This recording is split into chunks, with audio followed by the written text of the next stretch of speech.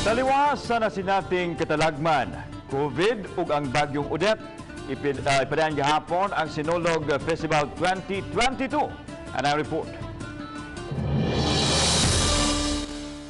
Napahunong man sa COVID-19 ang Sinulog Festival karong tuiga apan dili na mapugnan sa sunod tuig. Gipahibaw ni Cebu City Mayor Mike Rama nga mahinayon na gyud ang Sinulog Festival 2022. Kinibisan pa man lakip ang dakbayan sa Sugbo sa gilampurna sa bagyong Odette. Gani hangtod karon wala pa mahibalik sa normal ang power ug water supply.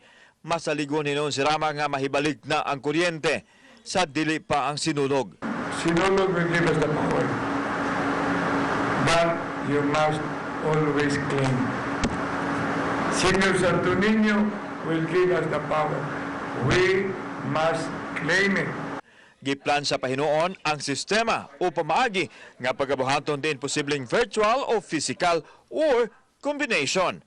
Doon na pahimuon nga sunod-sunod nga tigom ang mga Sinulog Festival stakeholders alang sa maong kalihukan.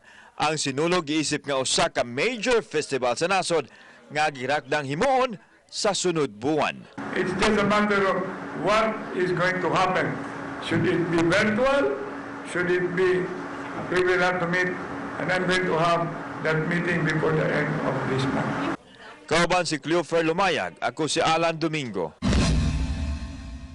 Balitang Bisdak.